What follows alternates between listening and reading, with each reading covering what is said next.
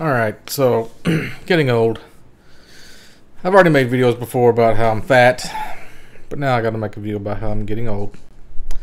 So this video was gonna go a different way, and then I discovered something that I didn't think I was gonna be able to find, so now it's gone a different way. So basically I'll do the video as if the thing that happened didn't happen, and then I'll explain to you what did happen. So, okay. A while back I made a video. I'm sure this will be like 4 days from now, because this is the second video I've made today, and I made a video every 2 days. So about a week ago in your time, back in T2 land, I made a video about having a weird dream where I was a wingman for a kid trying to fuck a chick. This was in my video about how chicks should fuck on the first date if they got a stalker or a guy that's obsessed with them, because you got to kind of give them the confidence to find out who they really are, and then find out if you like them or not, because you don't know yet, because that's weird. Incels and introverts like me, we don't really blossom until somebody, you know, gives us confidence first, I guess. Just a theory I had. I don't know. So I was listening to this podcast today, and they were talking about the third act, which is where the resolution is, and I looked it up, and like there's 3 acts to a typical plot of a movie. The first one is the what is it called? The setup, the inciting incident, or the exposition. That's like the beginning of the movie. So in your life, it's kind of like when you're going to school and you get bullied, or you get ignored by chicks, or you get, I don't know, whatever makes you who you become in the middle part of the your life, which is Act 2. That is the confrontation, or the midpoint, or the rising action. For me, that was just becoming YouTube video guy, and playing a lot of video games. For most people, that's when they get married and they have their kids and they start their actual life. But for me, it was not that. It was just hanging out and chilling for about 15 years. So now, okay, so the first 20 years you're in high school, and then 15 years of that. So now you get to be like 35, 40. Which normally you'd think that would be your midlife crisis at point, where you start buying motorcycles and boats and stuff. But now we're in Act 3, the resolution, the climax. So I was thinking maybe this is for me, where all this resolution of not having a chick forever finally turns around and I get a chick. And that's how my life ends, with me finally getting a chick that I realized at some point that I was going to have to lower my standards to have any chance at all. And I was using the Plenty of Fish website, and there's like a lot of really uggos on there, like just chicks that, any chick that wants a guy can pretty much get a guy. So you're not going to find any good looking chicks on dating websites unless they're scamming, or some kind of, maybe they murdered a guy, or they're into drugs, or there's something really, really wrong with a chick if she can't just get a guy normally. I mean, you could luck out and maybe get an introverted girl or something, but I found this one chick on there.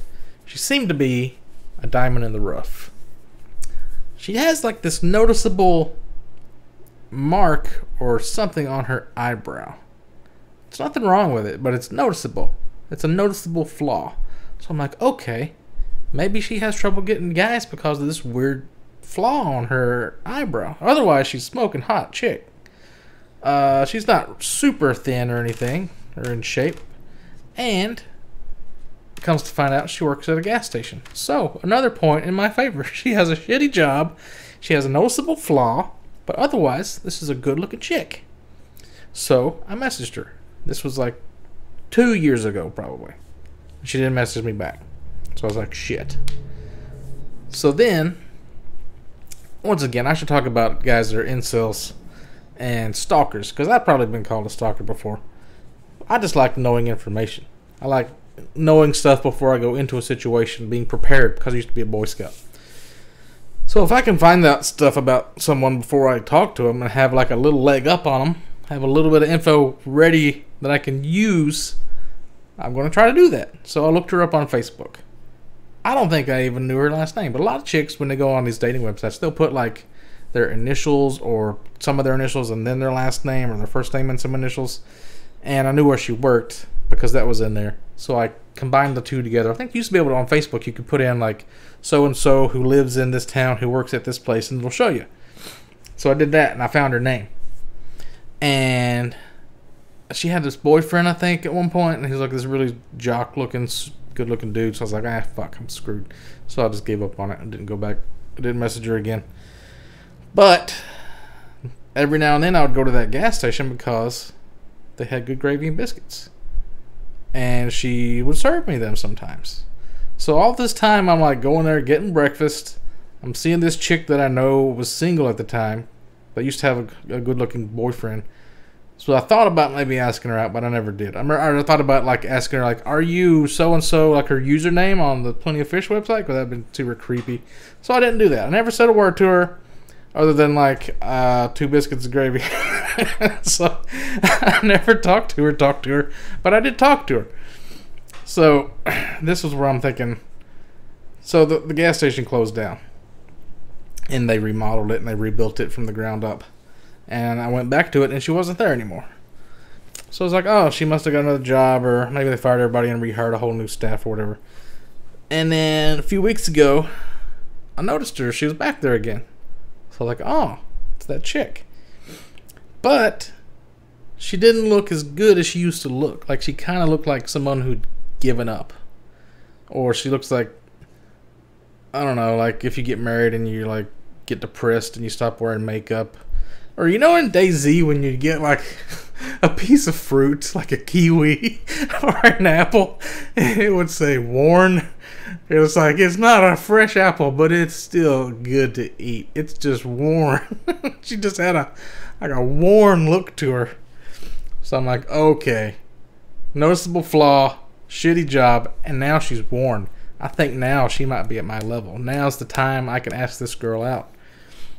But the only thing was I forgot her name. I forgot her Facebook and all this stuff, and I didn't know like how I could contact her. I don't want to contact her in real life because then she'll see I'm a fat ass that gets gravy and biscuits all the time. But maybe if I warm up on her on Facebook first, then I can get her interested, and then I can go meet her and tell her this whole story. So that was how the video was going to go. Getting old, third act in life, find a chick that's a diamond in the rough, but worn. But I actually did find her on Facebook, and she's engaged. So that's how that went. So I was looking at her profile here, and I think she's engaged to a firefighter, fucking jock with a beard. He looks like my gay friend Matthew with a beard, actually. The guy I went to elementary school with, who turned out to be gay. He looks like him, but with a mustache and a beard.